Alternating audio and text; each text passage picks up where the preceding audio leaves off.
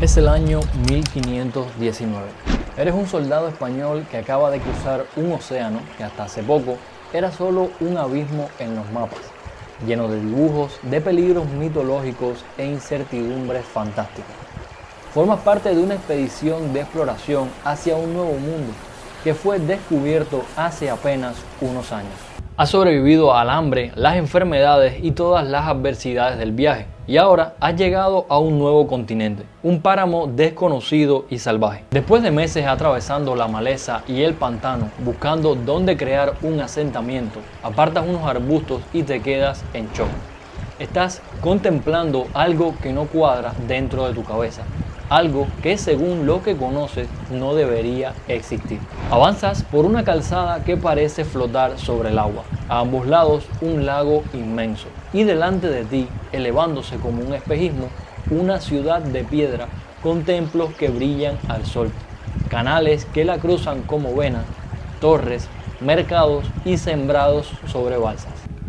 Uno de los hombres de tu expedición escribiría años después: nos quedamos admirados y decíamos que aquello parecía a las casas de encantamiento que cuentan en el libro de Amadís. Unos años después, más al sur, otros españoles se toparían con muros de piedra tan perfectamente encajados que no necesitaban argamasa.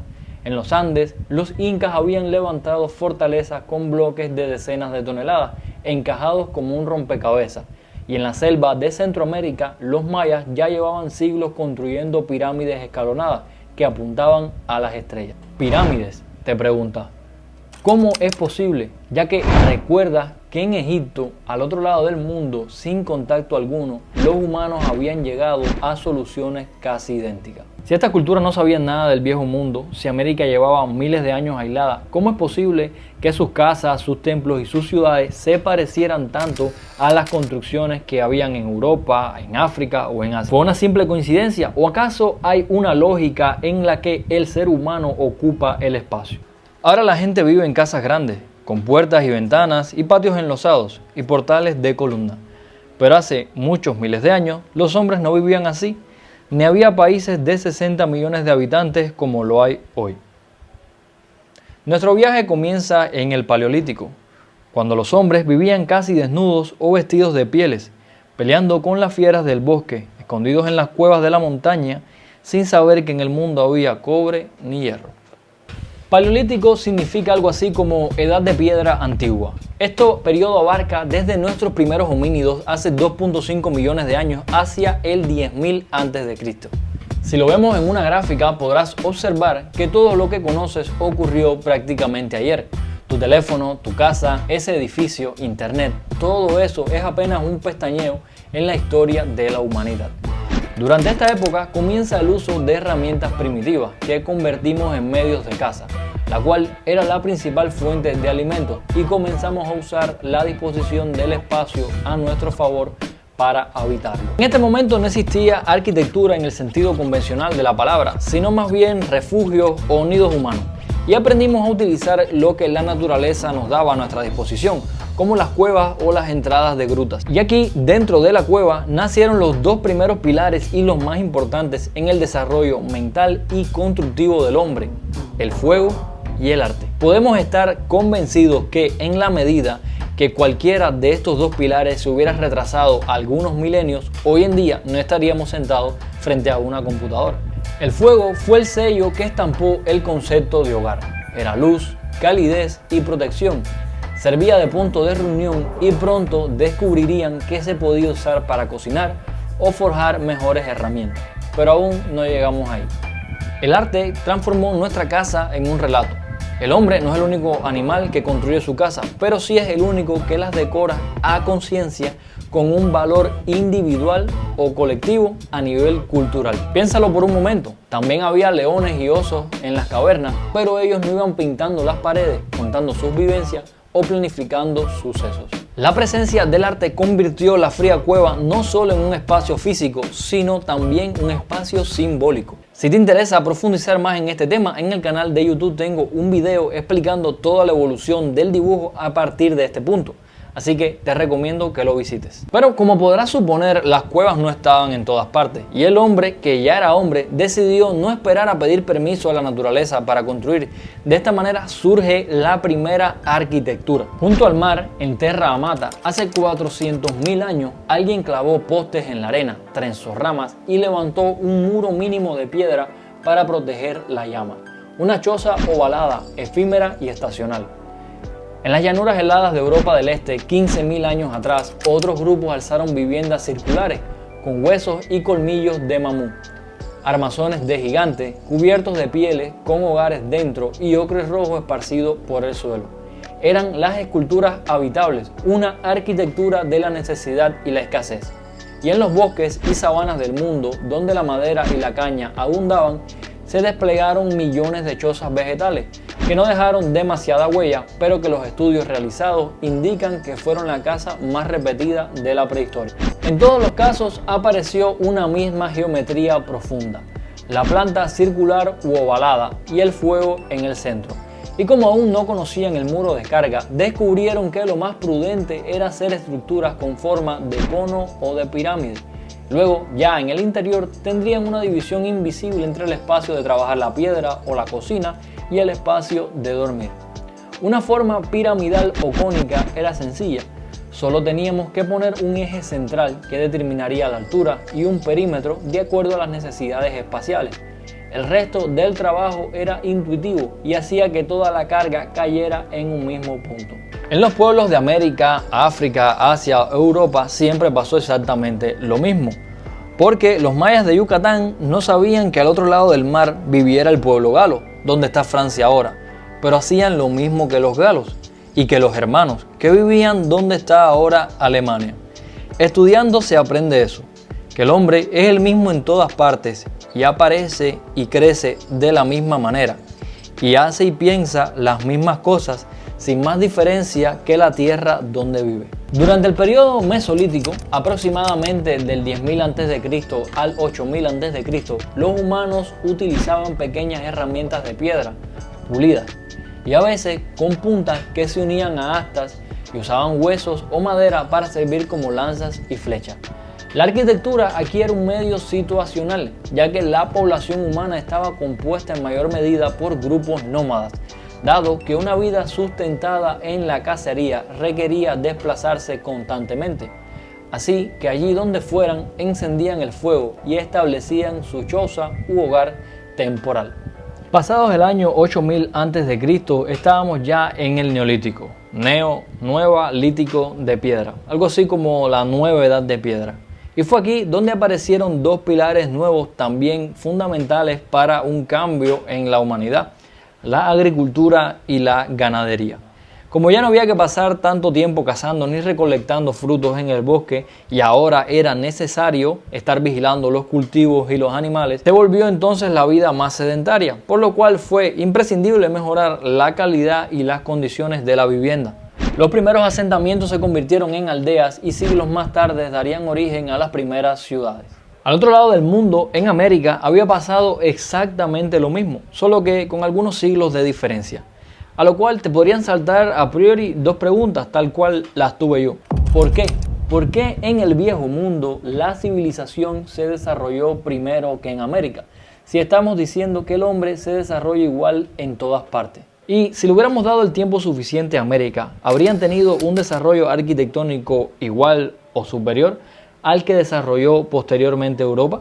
Bien, para no enredar demasiado el video, te voy a dar una explicación un poco resumida al respecto. El factor más determinante en Europa, África o Asia es que estos continentes tienen un desplazamiento mayormente horizontal, sin mencionar que están interconectados entre sí. ¿Y esto qué importa? Pues quizás recuerdes en los estudios de la escuela estas franjas que tiene el planeta. Estas determinan el clima de una región y esto implica muchas cosas. Eso quiere decir que los cultivos podían viajar sin tener que readaptarse prácticamente a nada. Tenían casi la misma temperatura, humedad, duración similar del ciclo día y noche, etc. Sin embargo, en América el eje predominante va de norte a sur y adaptar un cultivo tardaría décadas e incluso podría ser completamente imposible sembrar. Con los animales pasaba parecido, sería sumamente difícil adaptar especies animales y también sería mucho más complicado transportarse de un lugar a otro por la gran variedad de climas y diferencias geográficas que hay que atravesar. Eso quiere decir que América no solo estaba aislada del mundo, sino también estaba cercada internamente. Por último, también incidió el factor de tiempo migratorio. Mientras los primeros habitantes decidieron asentarse en Europa o África y comenzaron a sembrar y criar ganado, todavía había migración hacia América, que a medida que se fueron desplazando por el continente y se fueron asentando hacia el sur, entonces fue que empezaron a sembrar y a construir. Pero antes no había aviones y este proceso de viajar, asentarse, comenzar a sembrar y a criar ganado podía tardar siglos, dándole ventaja a los pueblos que ya se habían asentado en Europa. La otra pregunta de si América habría logrado construir exactamente igual que en Europa si le hubiéramos dado el tiempo suficiente, la vamos a responder al final del video. Entonces, ¿qué fue exactamente con lo que se toparon los españoles cuando llegaron a América? ¿Qué arquitectura existía aquí para ese entonces? América era un mosaico de mundos, cada uno con su clima, cada uno con sus variantes geográficas, lo cual dio origen a muchísimas culturas aborígenes, tantas que no podemos mencionarlas todas en un solo video. Pero podemos explicar un poco sobre aquellas que tuvieron mayor impacto o las que quizás sean más conocidas. Empecemos por la más antigua, los que llevaban años construyendo incluso antes de que los españoles se formaran como un país. Los mayas ocuparon lo que hoy es el sur de México, Guatemala, Belice y parte de Honduras. Ellos construyeron ciudades en medio de la densa selva tropical, donde el clima era muy húmedo, había lluvias torrenciales constantes y la vegetación podía tragarse un edificio si te descuidabas un poco. Para levantar sus ciudades, los mayas utilizaban piedra caliza y tallaban en estos bloques que encajaban uno sobre otro, de una manera tan precisa que incluso a día de hoy sorprende. Su mayor invento fue la bóveda falsa o arco maya, dos muros que se iban inclinando casi hasta tocarse en la parte superior, cubriendo espacios sin necesidad de vigas de madera. Y al igual que en Egipto, llegaron a la conclusión de construir pirámides escalonadas. Aunque aquí no eran tumbas, sino templos, como los de Tikal o Chichén Itzá. Eran un punto de conexión entre la tierra y los dioses. Alrededor de sus templos construyeron palacios para la nobleza, canchas para los juegos de pelota, plazas para el mercado y extensos barrios donde vivía la gente común. Estudiando sus construcciones a día de hoy, se ha concluido que poseían vastos conocimientos sobre astronomía y matemáticas, lo que denota que su estado como civilización era bastante avanzado. Los aztecas o mexicas se refugiaron en un islote cerca del lago Texcoco y allí, sobre el agua, fundaron Tenochtitlán, la ciudad que dejó sin palabras a los españoles. Su clima era templado, de altura, con una estación de lluvias y otra seca. Y a diferencia de los mayas, el material estrella era la piedra volcánica, ligera y fácil de tallar, combinada con adobe y madera. Los aztecas hicieron grandes avances de ingeniería. Construyeron diques para separar el agua dulce de la salada, acueductos para traer agua desde tierra firme y enormes calzadas de piedra que conectaban la isla con las orillas. Sobre el lago crearon chinampas, islas artificiales de tierra fértil donde cultivaban alimentos sin necesidad de regar. La situación en la que vivían estas culturas moldeó su manera de construir, obligándolas a conseguir soluciones arquitectónicas impresionantes. Sus casas fueron de las más avanzadas del continente, incluso conocían el concepto de patio interior para refrescar la vivienda o sembrar ahí dentro. Y también tenían la cocina fuera del hogar para evitar incendios y mantener la temperatura de la casa de una manera más agradable. Se cree que en esta región la actividad de comercio y mercado fue de las más grandes de toda la historia de las civilizaciones antiguas. Por otro lado, tuvimos a los incas. Ellos forjaron un imperio enorme, desde el actual Ecuador hasta el centro de Chile. Su terreno era aún más hostil, montañas empinadas, valles profundos y alturas de vértigo donde el aire falta y el sol quema. Y en este desafío los incas hicieron de la piedra su firma. No usaban mortero, sino que tallaban los bloques de granito o andesita con tal precisión que encajaban perfectamente. Para que se hagan una idea, las juntas de estas rocas son tan pero tan finas que apenas no logra pasar ni siquiera una cuchilla. Estos muros ondulados y poligonales resisten terremotos, llevan siglos de siglos aún en pie Y esto es algo desconcertante porque estructuras modernas también colapsan. Sin embargo, al no estar unidos rígidamente estos bloques, cuando hay un sismo, estos bailan y posteriormente vuelven a su lugar. Realmente el mayor peligro para ellos es la erosión del tiempo, que eventualmente termina haciendo colapsar cualquier cosa. Sus ciudades se adaptaban a la montaña y no al revés. Machu Picchu es un ejemplo perfecto.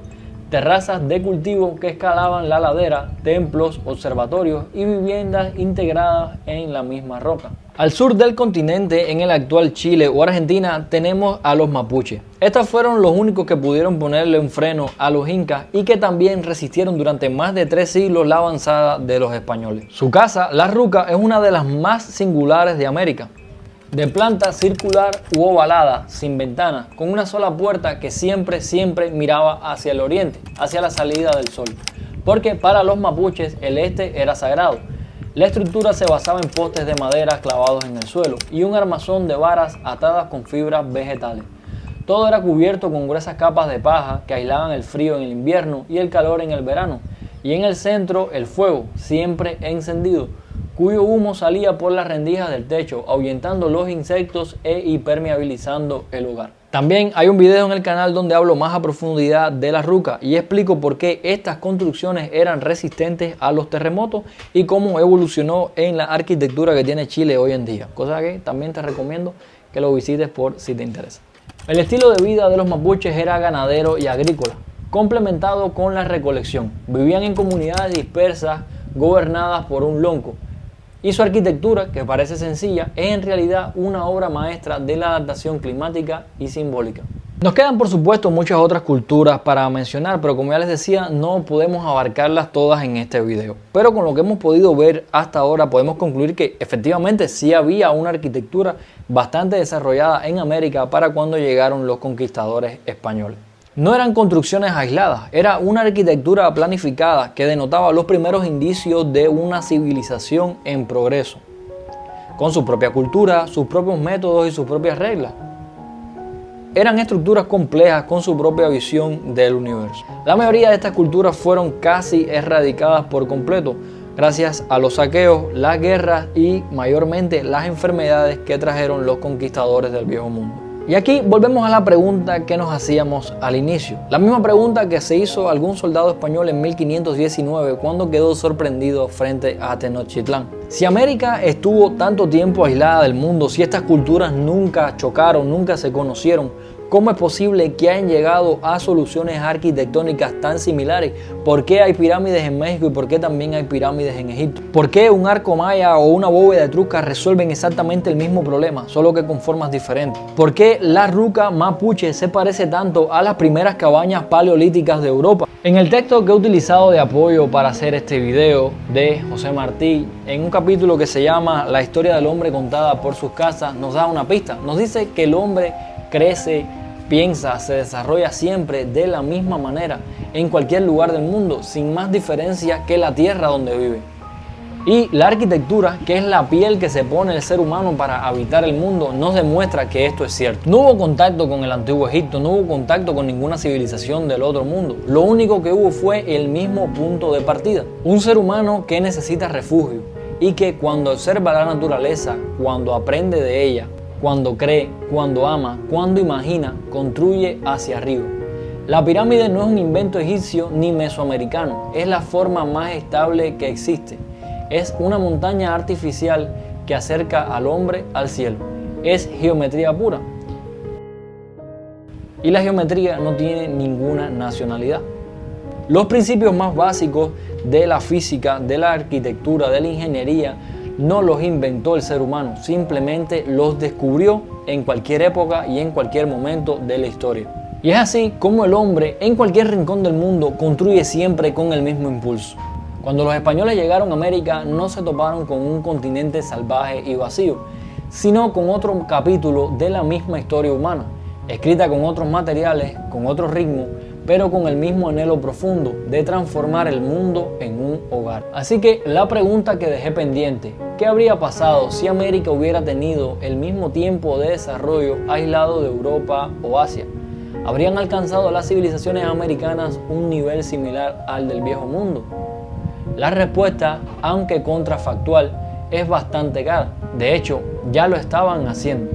Los mayas tenían un calendario más preciso que el europeo. Los aztecas levantaron una ciudad lacustre que ninguna capital del viejo mundo igualaba en ingeniería hidráulica. Los incas construyeron muros que siguen en pie después de siglos de terremotos, mientras muchas catedrales coloniales se derrumbaron. El desarrollo no era inferior, era distinto, adaptado a un continente con sus propios desafíos y sus propios tiempos. Pero desgraciadamente la historia no fue así. La llegada de los europeos interrumpió este desarrollo, lo desvió, lo absorbió y en muchos casos lo destruyó. Sin embargo, la piedra quedó. Es que el hombre, en cualquier rincón del planeta, cuando ama, cuando cree, cuando sueña, construye siempre con el mismo impulso. Y esa es, al fin y al cabo, la historia que quería contarte. La historia del hombre, de cualquier hombre, contada por sus casas.